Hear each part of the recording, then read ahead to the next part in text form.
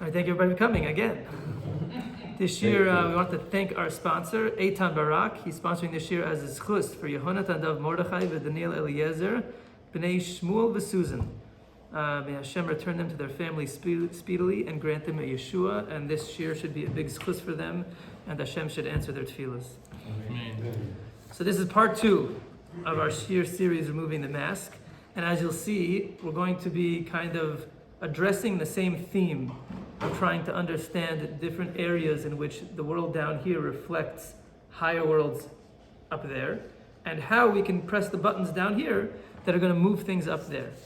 And tonight we're going to be discussing a fascinating sugya that really touches on a lot of very deep questions, and we'll find some very, very interesting answers to those questions. And this topic is the Bais Hamikdash. So we're going to discuss the Bais Hamikdash, the Mishkan, but more importantly, the third Bais Hamikdash, which is the one that we're awaiting right now, and how it is that it's going to be rebuilt, and how we can actually speed up that process in a very active way by, again, pressing buttons down here that move different mechanisms up there. So if you look at our questions for the night, these are just questions that we're going to answer, but we're going to cover a much broader topic than that. But the first question, why did bitsala need to use the letters of creation to build the Mishka? So we're going to see in a minute, but the Midrash tells us, and Rashi brings it, that Bitsala, who was tasked with building the Mishkan and constructing the Kalim and the different vessels that were in the Mishkan, so Rashi tells us that he had a special talent. He knew how to manipulate the letters of creation in order to build the Mishkan. That's what Rashi says. So what does it mean, manipulate the letters of creation? So we said a speech over Shabbos, we mentioned that Ba'asara Maimaros Nivra Ha'olam. That Chazal say that Hashem created the world with 10 sayings. And within those 10 sayings contain the 22 letters of the Hebrew Aleph Beis. So what does that mean, that God created the world with 10 sayings and with these letters that are the building blocks of creation? So the Baal Tanya in Shar Yichud Ve'emunah, which is not on the source sheet, he explains how all of this works. And he says that just like in the physical world, when you create a physical object, so it's really a bunch of elements and molecules coming together and putting the right building blocks in order until they materialize as a table or as water or as whatever you're trying to build, so too it works the exact same way in the spiritual world. Just like we mentioned in the last year, that this world is always a reflection of the spiritual world. So whenever you see a certain order and a certain idea in this world, it also works up there.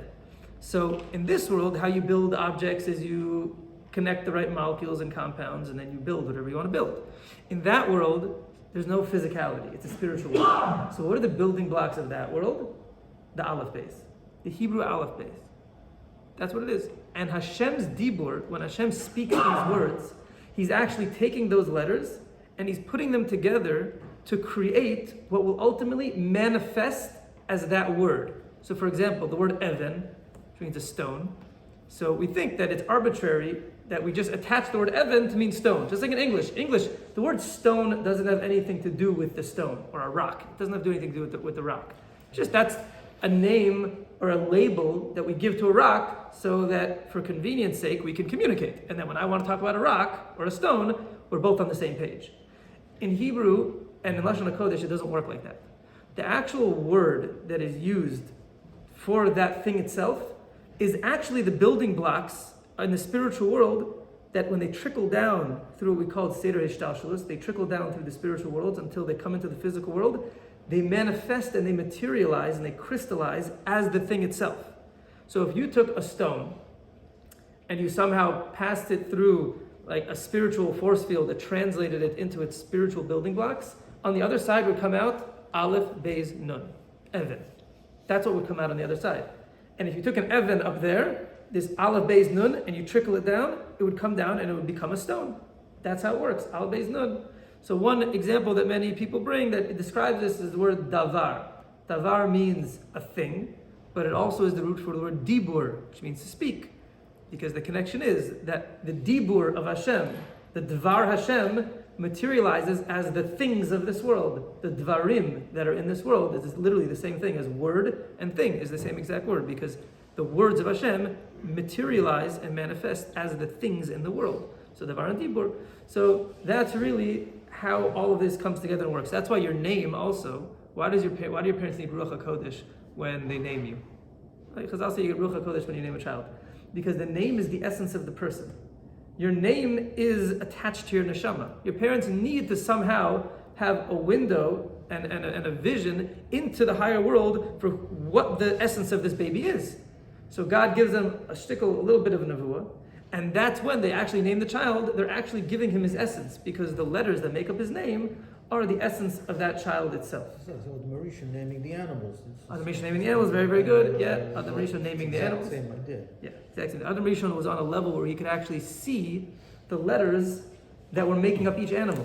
So when he saw the animal, he saw its essence and he gave it a name. He didn't arbitrarily name an animal. That's what the animal was.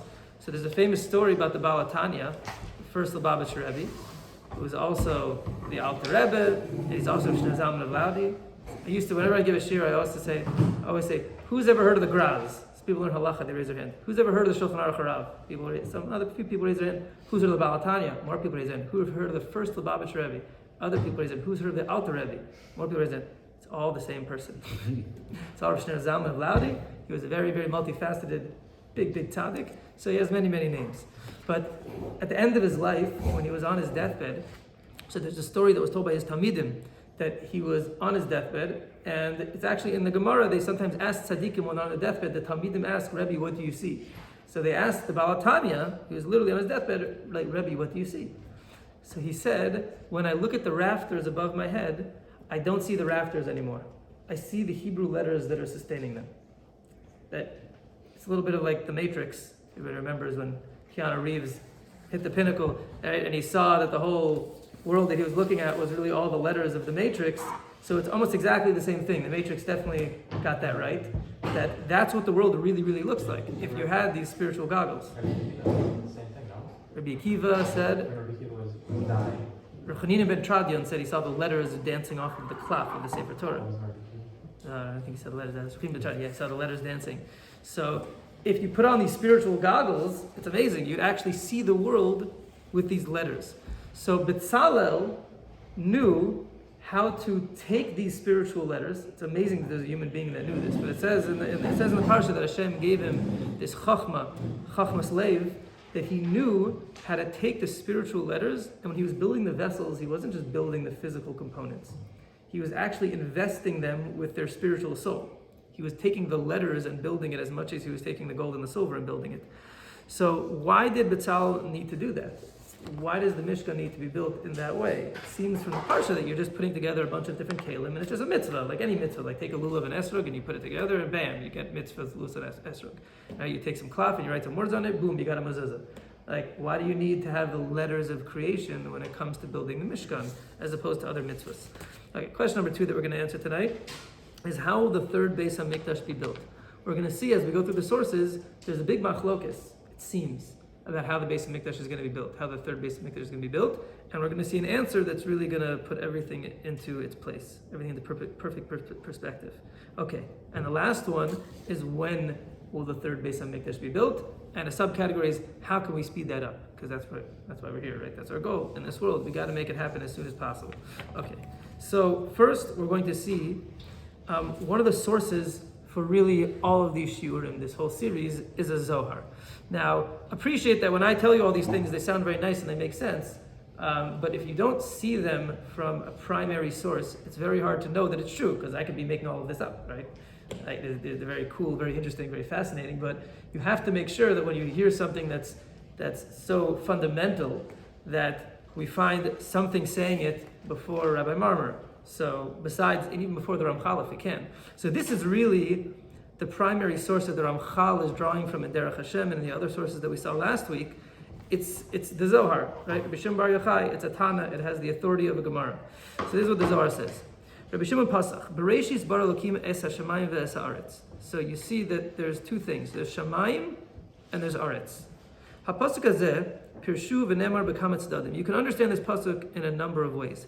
Aval keshabar HaKadosh Baruch Hu es ha'olam baroso k'mo shelamala lios ha'olam hazeh bidyokan shel ha'olam shelamala. So Hashem made this world down here an exact image, an imprint, a copy of the world on high, of the spiritual world. And all the colors that exist and all the different facets that exist in the higher world, you'll also find them down here in this world. Because God wanted to connect one world to the other. Borei, so come and see. When Hashem told Moshe Rabbeinu to make the Mishkan, and this is going to be the topic of tonight, so Moshe said, I have no idea how to do that. What's a Mishkan? How do you actually create this Mishkan? So Shelo Yada Malasas, he didn't know what to do. Until Hashem showed him with his eye. He showed an image of the Mishkan. K'mo shekasuv, ure'ei va'asei betavnisam asher ata mare bahar. And see and do and create in the image that you saw on the mountain. What does it mean in the image and in the structure that you saw?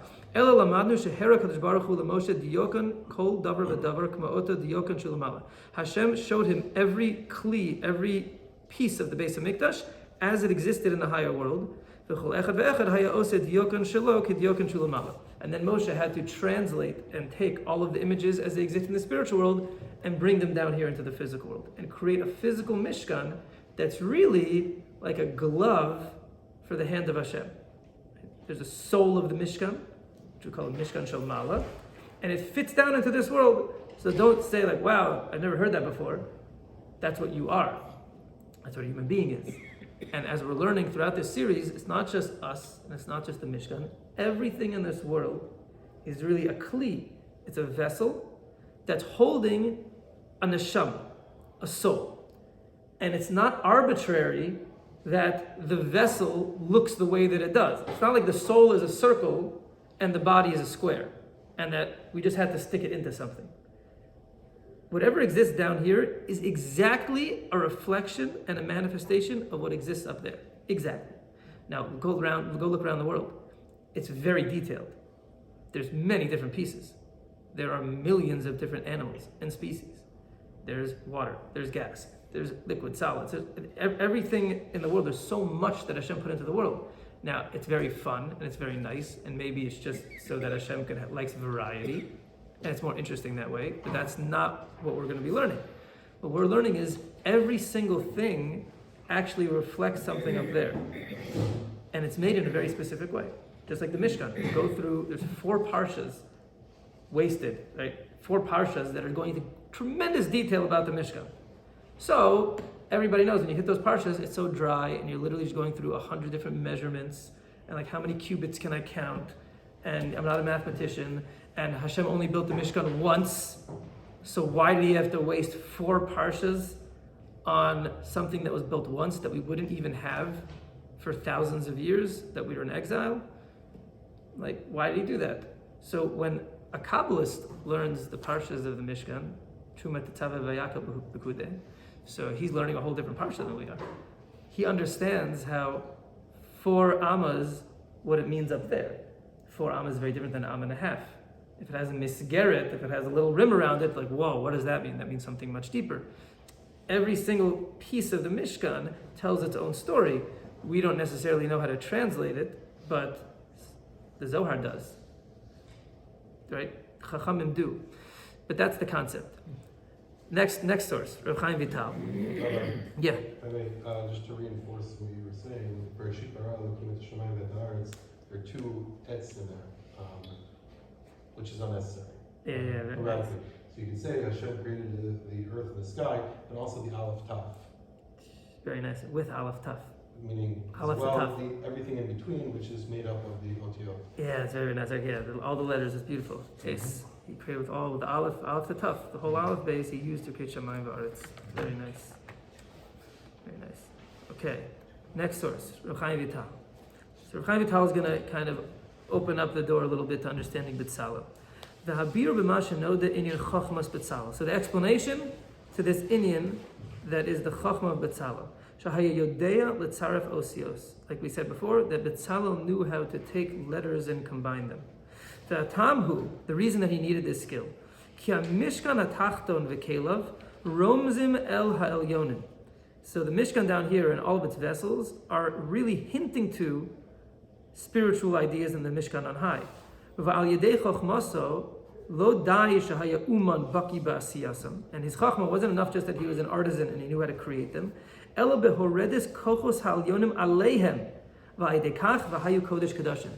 Bitsala, why do you need the letters? Because if you knew how to build the vessels, so that doesn't necessarily mean that you have Hashem's Mishkan. Hashem's Mishkan was a place that the Shekhinah filled. The soul of the universe was in the Mishkan. So when Bitsala knew how to be Mitzaref the Osias, he really knew the secret of how to draw the Shekhinah into every piece of that dwelling, every piece of the Mishkan. He put the letters in there to create the exact kli that was going to fit that aspect of Shekhinah. So it's very interesting. Our bodies, we're going to learn in, hopefully it might be next week or the week after, we're going to learn the human body, the eye, the ear. You're going to enjoy this, yeah, doctor. That the eyes and the ears, we're going to understand why Hashem designed them the way that He did. And what you can learn about that koach of the neshama, right? If you have an eye that sees. So seeing is a physical phenomenon that your eye does. But it means that your neshama also sees. It's not going to be the same seeing because in the spiritual world there's no physical objects to see, but there's perceiving. There's a concept of seeing. And if you study the eyeball, so you'll get a little bit of an inkling as to what seeing really means up there in the eternal sense. Because just also to put into perspective, this world is going to be here for a very short period of time. If you were to put the 6,000 years that this world exists on a scale of infinity, how much space would it take up? It's infinity, right? So it's not going to take up anything. It's going to be nothing. So we give value to the physical world because that's all we know. That's our reality. But just appreciate that once this story ends with the year 6,000, after Mashiach comes, and then we get the Tchias HaMesim and Olam Haba, from then on it's all eternity. There's no more physical world. It's rebuilt in a much more spiritual, abstract way, which maybe we'll get to it in another shir with Ramchal, how he explains it in Das Tavunos, in a Sefer, what happens at the end. But that's going to be eternity. So really this world is a giant mashal. It doesn't really exist. It's just a mashal. We're really just a bunch of neshamas here sitting in a room. Right? When you get to that world, we're going to all, hopefully we'll still be hanging out. And we're going to be a bunch of neshamas, getting together. We're not going to have bodies. We're not going to look necessarily like we do now. We can take into that world what's true in this world. Yes, exactly. And what's true is our family, our love for our family, love for each other. We can take that into the next world. And our study of Torah, we can take it into the next world. Torah, mitzvahs, absolutely. We're going to learn in the next year when we get to the body that when you do mitzvahs, you're activating parts of your body. 613 mitzvahs correspond to the 365 sinews, the 248 limbs that exist in the human body. That's not arbitrary. It's because we're going to get this year, you're made of mitzvahs. This idea you're made of mitzvahs, that's for another time. But when you do a mitzvah, you build your neshama. And when you get there to that world, you're going to look like your mitzvahs. If you have nice mitzvahs, you're going to look beautiful. Right? If you don't have nice mitzvahs, you're going to be missing a shirt. Right? Then the Navi, when the Navi speaks that when, I forget which one it was, maybe it's Yeshayahu, but when he got to the spiritual world, so he had begadim that were meluch lachin. He had dirty clothing because Klal Yisrael were sinning, and he was the Navi, and it was his job to make sure that they were on the right track. So his clothing was dirty. So what does it mean you have clothing in that world? Because there's a certain aspect of a lavush, of clothing that you have in that world. When you do mitzvahs, when you wear tzitzit, you're going to have clothing there. If you don't, so you're not going to have clothing there. And guess what? There's no stores up there. And guess how long it lasts without clothing up there? Forever. So there's a big inyan for doing these mitzvahs down here, and to recognize that this world is only a passageway into that world, and whatever we do down here is kovea reality in that world. That's why this world is the Sheshes Yemei HaMaaseh. These are the 6 days of work, 6,000 years. And the 7th day, which is Shabbos, Me'ein Olam Haba, that's Olam Haba. If you don't prepare for Shabbos, you will not eat anything on Shabbos. If you don't prepare for Shabbos, you're not going to have on Shabbos. You can't do it on Shabbos. So whatever you prepare down here, you'll have waiting for you up there. And we'll get into much more in detail. What does Yom Tov mean down here? What is Erev Tavshilin? There's an idea of Erev Tavshilin, you start preparing from before Shabbos. Now you can prepare from Yom Tov into Shabbos. There's that whole spiritual concept of Erev Tavshilin. What does that mitzvah mean, and how does it correspond to Olam Haba and Yom Mashiach? So hopefully we'll do that in the next year. But now, just sticking with the Bais Hamikdash. So to understand that Bitsala was being Mikdash, he was almost taking a thread and weaving the Shechina into the Kalim. He was connecting the Shechina to the Kalim. And every Kli is a different facet of the Shechina. So just like your body has fingers and your neshama has this concept called fingers, and the fingers express that aspect of your neshama, so the Mishkan had different Kalim. If you study every Kli, so it actually reflects a different aspect of the Shechina. Right? So the Aron Kodesh is the heart of the Mishkan. It's the heart of the Mishkan. That's where the Shechina was. That's like the center of the Mishkan. When you go outward, you see the Mizbeach, which is like the Shulchan. You have the menorah, which provides a light of Torah Sheba'al Peh. Each one has its own unique message and metaphor that it's giving over.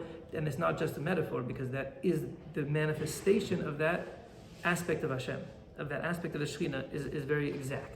Okay, so now, when you go through the parshas that speak about the Mishkan, so like I mentioned, there's 4 of them. Which again, yeah, question? No? Okay, which is quite excessive to have 4 parshas that speak about it. And fine, even if you say Hashem wanted to put all the details in, it literally repeats itself. It's unbelievable. Truma Tetzaveh is pretty much the exact parsha of Vayakol Pekudei. It's the exact thing.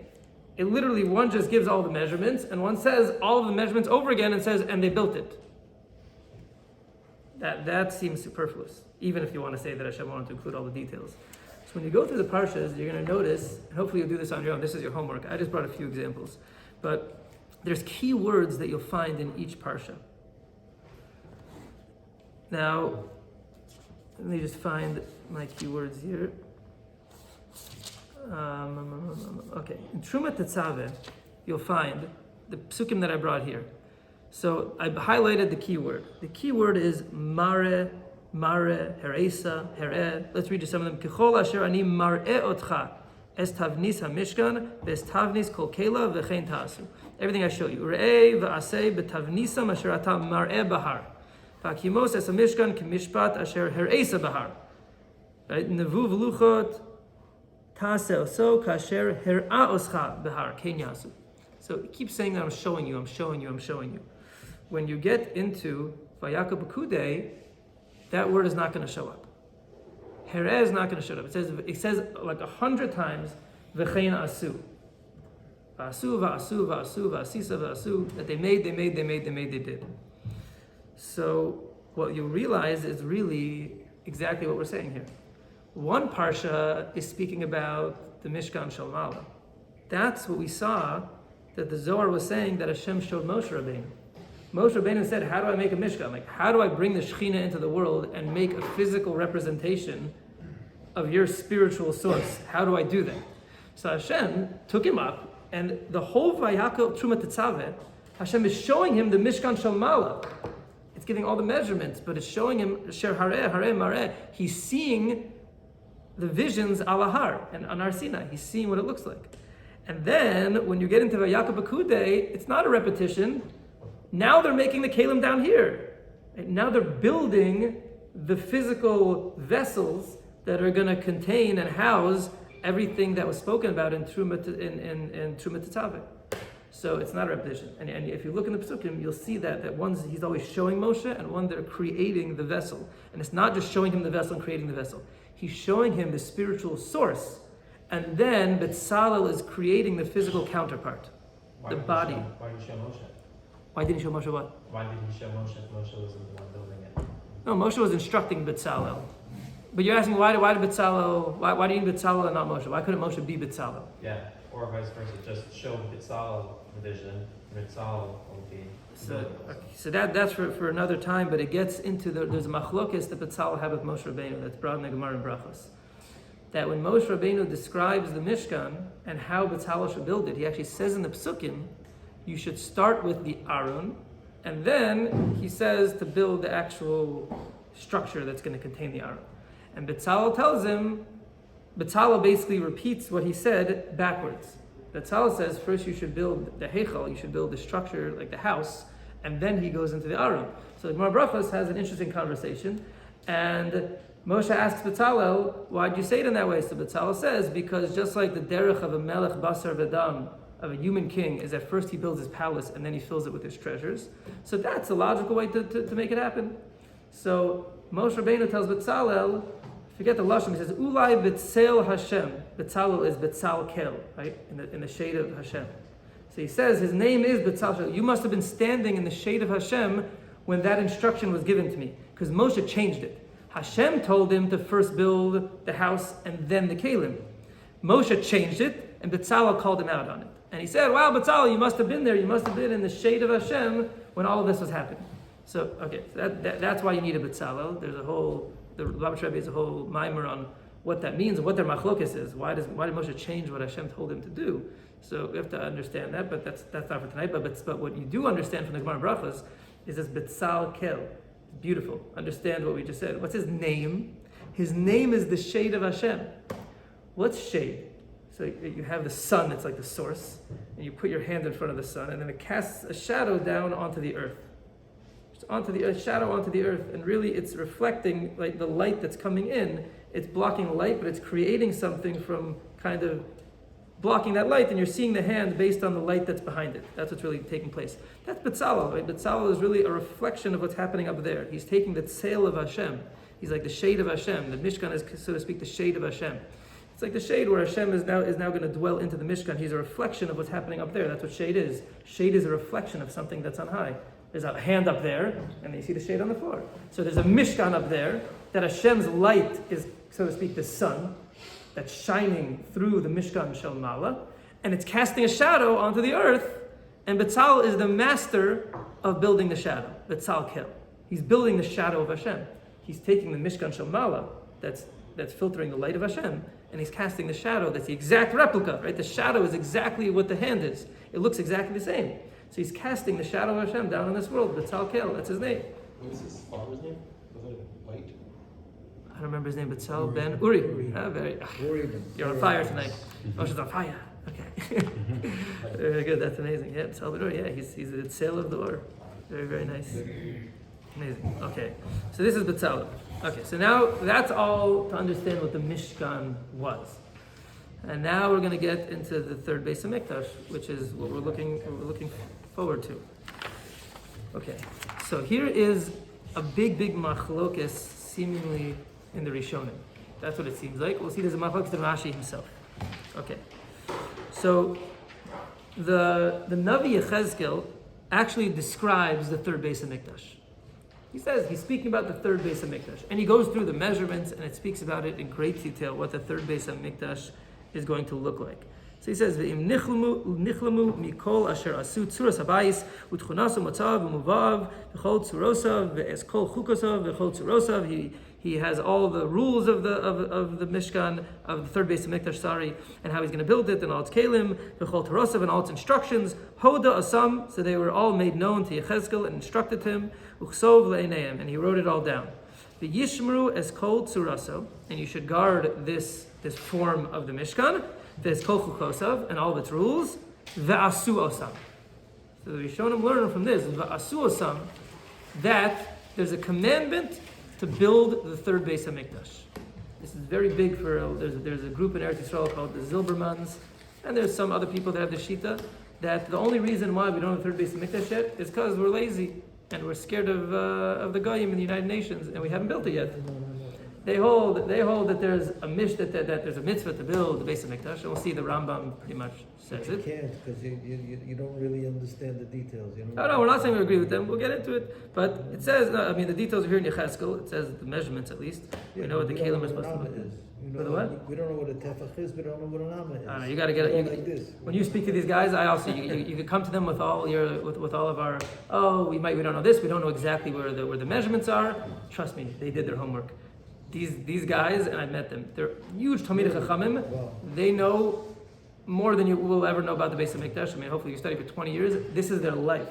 They practice the avoda. They actually built a mizbeach to the proper measurements. They have kohanim that go on a daily basis, and they practice the avoda in the Bais Hamikdash, so that when it comes down, when it's ready to be built, we're going to know how to do it. Like, of course you have to practice. They build like replicas, exact measurements. What? Where are they located? They're in Israel. A lot of them in Yerushalayim, in the old city. Obviously, a lot of them live on the old city. They go to Har Bayis. They daven Har Bayis. They're very into that. If we go to Har Bayis, then eventually we'll get a piece of it. What? I'd love to stop in there. Yeah. My thought Put you in touch with my friend. interpretation was that Hashem was building the third base. Yeah, okay, good. So right now we just saw in Yechezkel, step by step, it sounds like we're going to build it. Because in Yechezkel it says, Va'asu osam, and you shall build it. Okay. So who jumps on the word Va'asu osam? The Rambam. The Rambam in the next source of Mishnah Torah, in Hilchos Malachim, who speaks about Mashiach. This is what he says. V'im yamod melech mi beis David, hoge b'Torah ve'osek b'mitzvos keDavid Avid. So if a king arises from the lineage of David HaMelech, and he is knowledgeable in Torah, and he is involved in mitzvahs like David HaMelech, kfi Torah shebechsav v'shalpeh, and he's obviously following the written Torah and the oral Torah, v'yachof kol Yisrael leilech ba, just so you know who Mashiach's going to be, he's going to force all of Klal Yisrael to go in the ways of Torah, ulechazek bidka, and he's going to be mechazek the study of Torah, v'yilachem milchamos Hashem, and he will fight the wars of Hashem, spiritual and physical. Harei zeh b'chezkas shu Mashiach. So that guy is only b'chezkas Mashiach, meaning he's a potential Mashiach. B'chezkas Mashiach, he's potential Mashiach. How do you know if he really is Mashiach? Because guess what? There have been people like that before. Chizkiyahu HaMelech, right? He was supposed to be Mashiach. He could have been Mashiach, but he wasn't Zohar. But he turned the entire Jewish people into Balei Tshuva. Everybody came back to Hashem. Even the little kids knew all the Hilchos Tum and Tara back and forth. It was a crazy time of Klal Yisrael. But he accomplished this, but he wasn't Mashiach. He fought the wars of Hashem. But why not? Because look what the next line is in bold. Im asa v'hitzliach ubana mikdash b'makomo. So if he actually did and succeeded in building the Bais Hamikdash on Har Bayis, the Kibetz Nidche Yisrael, and he then started gathering in the exiles of the Jewish people, Harei Zeh Mashiach Bevadai. Rambam says, that's how you know he's Mashiach. Until he does that, he's Bechezkas Mashiach, he could be Mashiach. But if he doesn't do that, then we weren't Zoche. But if he does that, if he rebuilds, look at the words, right? Ubana Mikdash. We're learning it like we're learning Gemara now, like we're going to be medayik in the lashon of the Rishonim. It says he builds the Bais Hamikdash. So what's going to happen? V'yisaken es ha'olam kulo. He's going to fix the entire world. Lavod es Hashem biyachad. The whole world's going to serve Hashem together. Shneimar ki az epoch es el amim safa vrura likro kulam b'shem Hashem l'avdo shchem echad. And the whole world is going to start serving Hashem once this third Bais Hamikdash is built. So you see from the Rambam, who's getting it from the Navi and Yechezkel, va'asu osam, that Mashiach is going to build the third Bais Hamikdash. That's what it sounds like. Okay. Now we'll see the famous Rashi that Eddie mentioned, that everybody knows that's going to be a direct contradiction to this concept. Because Rashi says over here in the Gemara in Sukkah Daf Mem Aleph, De'ein binyan Beis Hamikdash doche Yom Tov. When it says that the Beis Hamikdash, the binyan Beis Hamikdash is not doche Yom Tov, Hanimili binyan habanui b'nei Adam, b'dei Adam. That's if the building is built by the hands of man. Aval Mikdash ha'atid, that the future Beis Hamikdash, says Rashi, she'anu mitzapim, that we're hoping for, banui umeshuchlalhu yegale v'yavu mishamayim.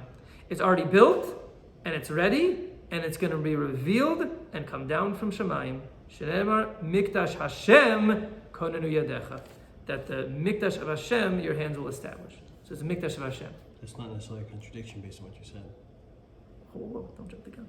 But yeah, not a contradiction, but practically we still have to understand what does it mean that this Bais Hamikdash is going to float down from Shamayim.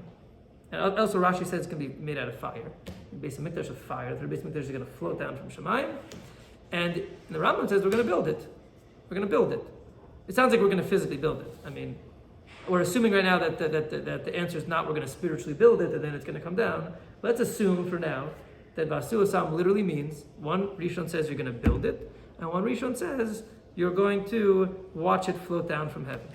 But there's a problem. In Rashi himself, he says later in the Gemara in Sukkah, Meshichim. So it says Charashim. The Gemara says Charashim, that these people are Charashim, are artisans. And it says that Mashiach is going to be an artisan. Why is he an artisan? So Rashi says Mashiachim, Mashiach ben Yosef, Mashiach ben David, Shneim Charashim, Binyan Beis Hamikdash. So even Rashi says that Mashiach is going to become an artisan because he's going to build the Bais Hamikdash. So that's a problem because Rashi just said a few pages earlier that the Bais Hamikdash is going to float down from Shemayim. So how's Mashiach going to be an artisan and a builder of the Bais Hamikdash when it's just going to land on a landing pad called Har Bais? Okay, so that's our question. Maybe digital? Digital? You're on fire. Electricity, fire. Maybe. I hope not. It would be better than that. Okay, so here's our answer. Anyone that didn't see this from Ramchal, there's a lot of Talmidei Chachamim that know this contradiction and that are familiar with it. And some of them are aware of this from Ramchal, but I've met a lot of people that know this contradiction and they just say it's a Machlokas Rishonim, but this Ramchal is the answer. He answers it 100%. And he lays down a very, very fascinating cloud. This is really what we're trying to do tonight. I don't know, I didn't want to go overtime tonight, but we might have to a little bit because these last two sources are also must-sees. But the Ramchal is an amazing, amazing answer. And he's telling you, look what he says. Look how he just starts it off. Ready? I'm sorry if we have to do it inside, but you have to do it inside because you can't trust me when I tell you these things. Okay. Ve'ata odiecha lecha sod echad atzum v'rav me'od. This is the Ramchal talking. So when he says something like this, it's very important. He says, now I'm going to reveal to you, I'm going to make known to you, a secret that is very, very great. And therefore, I want you to strengthen your intellect so that you will eventually reach the depth of what he's saying. Now, what he's saying, I'm going to be able to explain it in English, and we're going to be like, oh, that makes a lot of sense. But what he's saying here, he's going to say at the end, you can study for years and years and years, and you probably won't get the true depth. Da says no. The third Bais Hamikdash that will be rebuilt was the one that Yechezkel saw in his Nevuah right after the first one was destroyed, which means Hashem skipped the second Bais Hamikdash when he showed Yechezkel the vision of the third Bais Hamikdash. V'ata kvar shamata ki lo pasak habayis lamala. And now you've already heard here from our previous sources that the Bais Hamikdash on high never disappears, it never gets destroyed. Gam ki charv lamata, even if they destroy the Bais Hamikdash down here. Kialo lo nivna habayis lamata rak berov chok hameoros. Now this is going to be a very interesting concept, because the Bais Hamikdash down here is only built through the strength of the lights up there. We'll explain in a minute. V'hisgabram laha'ir mimadrega lamadrega. When the lights up there become strong enough to shine from one level to the next, v'yagia ela olam hazeh, until they can shine all the way down into this world. V'sham asu habayis asher asu. And that's where they built the Bais Hamikdash like they built. V'kasher chaser hakoach hazeh. And when this power of this light bulb, right, these lights, do not have the power to shine to their full intensity, lo haya od zeh habayis lamata. So then the Bais Hamikdash down here will no longer be around.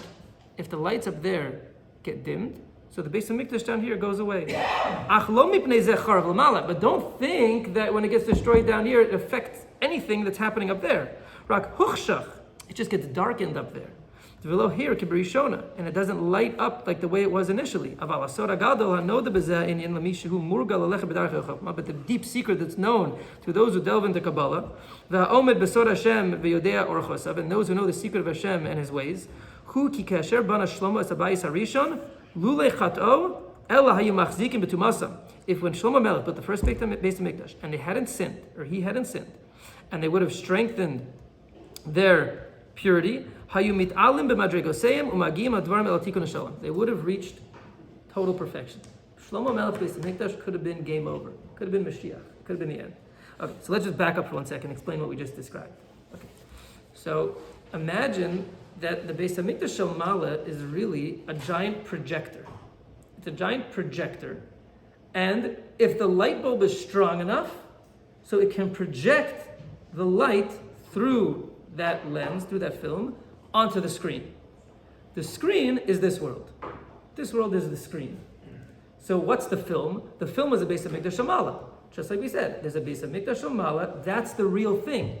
Imagine you went into a movie theater and you saw something on a screen and you thought that that's the source. So you'd be making a huge mistake. At least back when they had projectors, you'd have to go up to the projector booth and you see the film. The film is the source. It only looks like it does on the screen because that's what's on the film. So that's the exact same thing. First of all, everything in this world but specifically here, the Bais Hamikdash. There's a Bais Hamikdash up there. And if it's projected with a bright enough light, so it'll hit the screen down here, and you'll get a Bais Hamikdash down here. If Klal Yisrael starts sinning, so what happens? The light starts getting dimmed. If the light gets dimmed, and it can't project onto the screen, so whatever image is on the screen is going to disappear. That's when the Bais Hamikdash gets destroyed. But I'll ask you, if you turn off the projector, does anything happen to the film? No, right? The same exact images are still going to be on the film. So the Bais Hamikdash Shel Mala is actually exactly the same as it was. Right? When you destroy the Bais Hamikdash down here, nothing changes. You just darken the ma'oros. You darken the lights that are in the projector, which is Hashem. Hashem is projecting that into reality. And if you darken that, so then you don't get the Bais Hamikdash down here anymore, but you still get it up there. Okay? So Shlomo Melech, if he had turned on the lights bright enough, right? That's what it means. How do you get to the final Bais Hamikdash? When the light gets so bright that the film burns the image into the screen. Right? It's so bright and it's so intense that it just gets fixed into the screen. So if Shlomo Melech had actually done the tikkun the way he was trying to do, by the way, this is a very, very deep thing that he gets into, but Shlomo Melech, why did he marry all these goyim and he married all these women that were doing avodah zarah? If you read the end of Shlomo Melech's life, it's very confusing. The wisest man that ever lived wrote Shir, Shirim, Koheles, Mishlei. Like, what happened to this person? So what was he trying to do? Why was he marrying all these women and converting them, but they were still doing avodah zarah? So clearly they weren't converting sincerely. What was happening? So the Sfarim speak about the fact that he was trying to be metaken the whole world. He was trying to fix all of the pagamim, all the blemishes that were in the world, in all the different nations of the world. He was going to gather all these women together, and he was going to somehow be metaken all these spiritual sources that were pagum, that were messed up. And it was very dangerous work. It's kind of what Noach tried to do when he planted the vineyard after the flood. Like, why was he planting a vineyard? So they say he was also trying to create this tikkun, and he also failed. A lot of these big tzaddikim, when you start reading deeper svarim, they're not just making silly mistakes and they're balei taiva. That's like the worst thing to assume. Shlomo Melech was a balei taiva. He just liked a lot of women. He liked goyish women. Like chas v'shalom, of course not. What was he trying to do? Something very, very deep. Very, very deep. And he failed. So here, if he had succeeded, he would have been Mashiach. That would have been the third Bais Hamikdash, but he didn't. V'az haya olam poshet tzura v'lo v'shtzura v'haya mizgale ma shalon izgale. If he had succeeded, then the world would have shed its physical garments that it has now. It would have elevated to a new level, and then everything would have been revealed. That's what could have happened, but it didn't. Ach kasher gavra harisha v'rabo chatan. But when they sinned and evil reared its head, hine habayis harishon shnitken betikunim harishonim chovel v'az oso habinyan lo amad od lamal. But when he sinned, the first Bais Hamikdash, that could have been the final Bais Hamikdash, no longer stood on high. Oh, you're going to say, but you just said that the Bais Hamikdash on high never goes away. Look what it says. Rak berega echad avar v'nivra b'tzura acheres. In 1 second, whatever the Bais Hamikdash looked like, which could have been the end game, which could have been the final Bais Hamikdash by Shlomo Melech, it flipped in a minute. Hi atzura v'hi atochnit sh'atid liyot. And it flipped into the third Bais Hamikdash immediately. When Shlomo Melech failed, it became the third Bais Hamikdash up there. And therefore you see there were really 2 Bais Hamikdashes on high. One left and one came in its place. There wasn't a hair's breadth between them. Immediately it flipped into the new Bais Hamikdash. And that third Bais Hamikdash that's up there right now was not revealed down here in this world. It will only be revealed here in the future.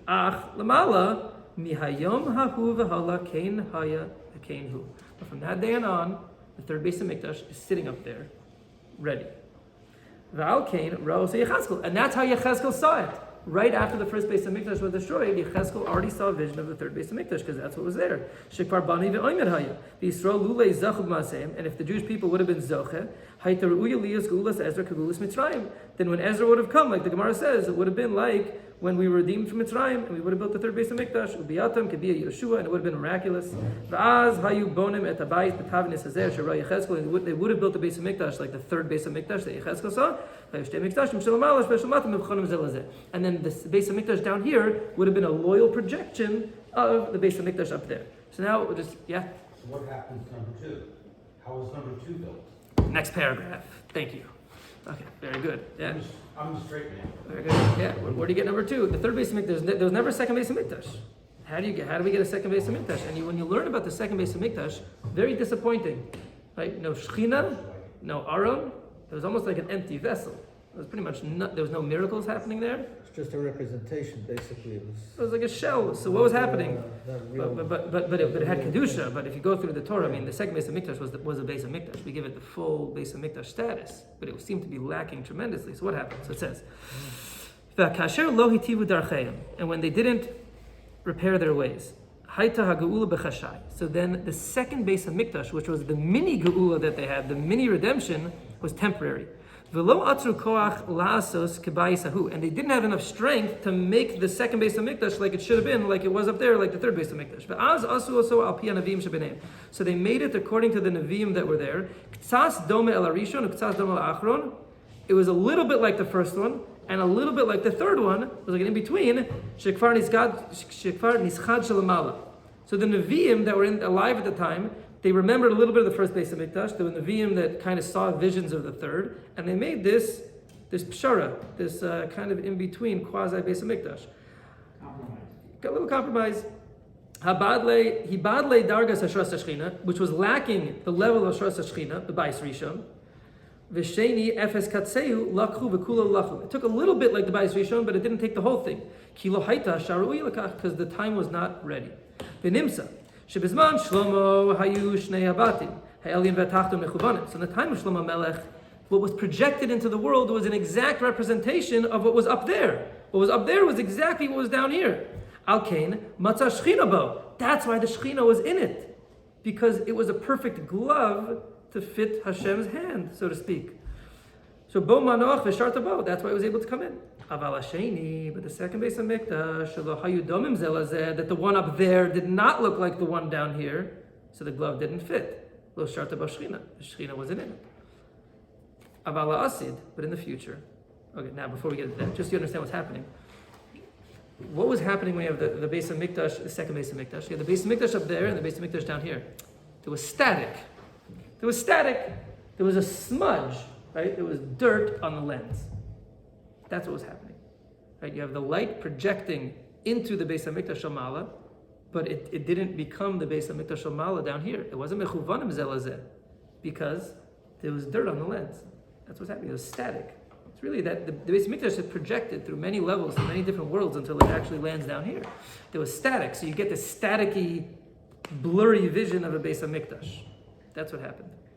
And the Shechina doesn't dwell there. Aval asid, but in the future, lo daish yum domim. It's not enough that they're going to be replicas and they're going to look the same. Now listen to this. This is amazing. This is what the Sod Gadol that the Ramchal said he's going to give to us tonight. Ela shehabayis ha'elyon yitpashet v'yagil lamala.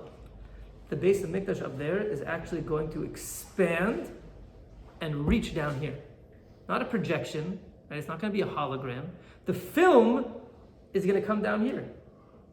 V'hu ma'ashamru chazal shemikdash shlishi hu ma'aseh yadav shel makom, like Rashi quoted, Mikdash Hashem konenu yadecha. That's what it says, that the third Bais Hamikdash is going to be the handiwork of God. Ki lo yakor habayis ha'elyon mimakomo, because the Bais Hamikdash ha'elyon is not going to be like plucked out and removed. Rak yitpashet v'yagil lamata. It's going to actually spread until it reaches the world down here. V'az yibanes svivosav binyan chomri kasher le'olam hazeh. Wow, there's the answer. We're going to build around it a physical structure like exists in this world. V'ischaber binyan bebinyan lios echad. And the bricks that we're going to use, or whatever, the gold and the silver that we're going to use, are going to kind of unify with that spiritual Bais Hamikdash. Mikdash Hashem konenu yadecha. It's amazing. The pasuk is telling you exactly what's going to happen. The Mikdash Hashem is going to come down, and then your hands will establish it. What do you mean? Am I going to build it or not? There's going to be a Bais Hamikdash made out of fire. We're going to watch it spread. It's going to literally be a stretching of the Bais Hamikdash Shamala down into the world. And then Mashiach's going to come, and he's going to say, okay, everybody, grab your bricks, grab your gold, grab your silver, and we're going to start building around it, like tracing. You know, your kids trace like a really pretty picture, and they can get a much better picture than before. Lego. Yeah, Lego. Right, you're going to build around the Bais Hamikdash. It's going to come all the way down here. Okay. Lo yitpardu zemizeh, and they're not going to separate one from another. And then the Shekhinah not only will be revealed like the first Bais Hamikdash, it's going to literally be there in the Bais Hamikdash. Like the Shekhinah up there is going to be the Shekhinah down here. It's not going to be a watered down version. It's going to be the Bais Hamikdash Amala, just with a little bit of a physical shell around it. That's what it says. That Hashem, His covenant will be revealed. Then there's going to be world peace, and it's never going to end. This is the secret of the pasuk, that it's a Mikdash Hashem that your hands will establish. And all these things we just said are very, very deep. Not just deep that the level that we're understanding right now, they're much deeper than that. And they're rooted in wisdom that's much deeper than they seem to the eye. Harbe, a lot deeper. Right? So this is the concept. This is what happens. Now the rest we're just going to do outside, and we'll say it over in 5 minutes, because now we're going to get halacha l'maisa, right? Practically. This is again, like I mentioned, a very, very fascinating sugya of how the third Bais Hamikdash is going to be rebuilt. But what do we have to do with any of that? How do we build the Bais Hamikdash? So I get it. When it comes down in fire, so everybody will get their brick and we'll all get to participate. But until that happens, it sounds like there's nothing to be done.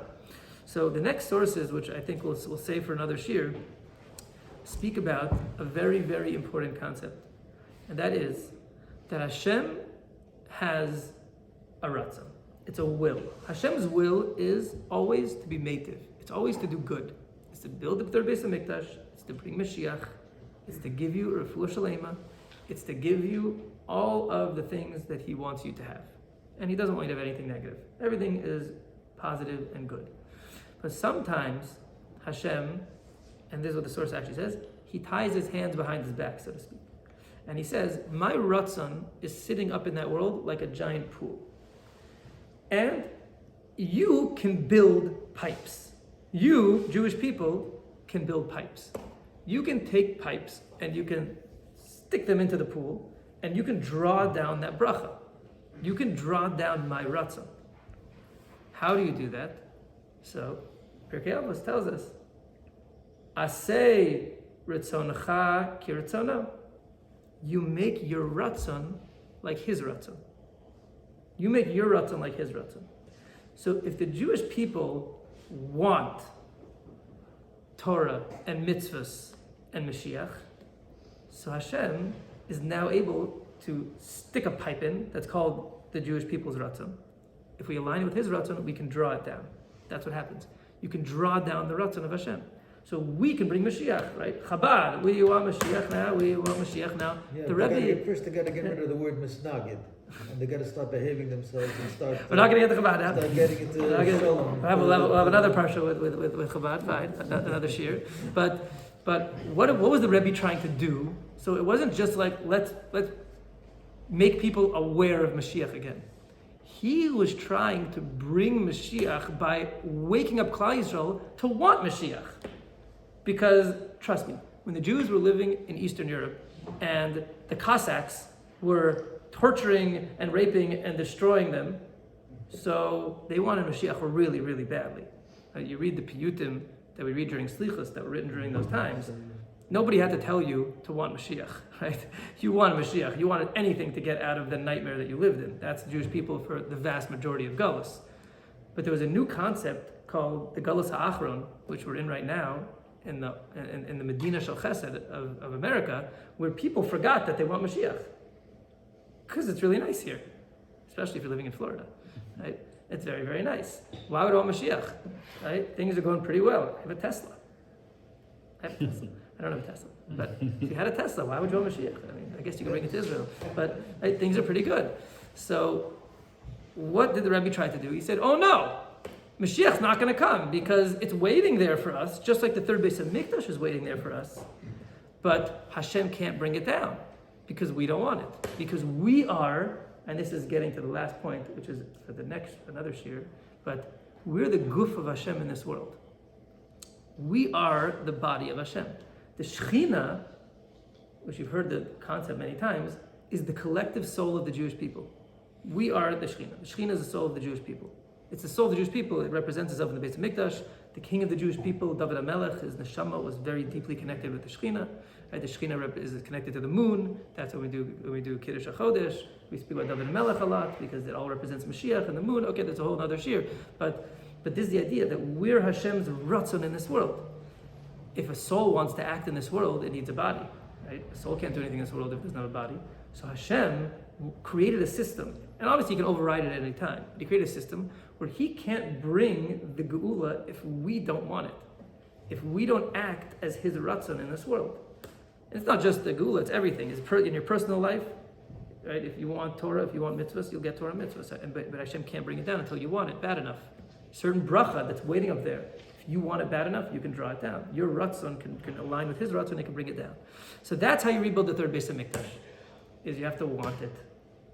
You have to want it. If the Jewish people really, really want Mashiach in the Bais Hamikdash, that's the way to bring it. That's the way to build it. That's the way to take the Bais Hamikdash Shamala and bring it down into the world over here, where we can put the bricks around and finally build the binyan shlishi bimher be'amenu. Hopefully, this year will be the tip of the iceberg to be ma'orer, this concept of the third Bais Hamikdash, that it's waiting. It's been waiting, right? It's been waiting right after the first Bais Hamikdash. It's been waiting for us. And as long as we can remove that static and we can wipe off the lens and do a little bit of tshuva and let it shine bright enough and we want it enough that we can draw it down here, so then Bezrat Hashem will be putting the bricks in very, very soon. Amen. Amen.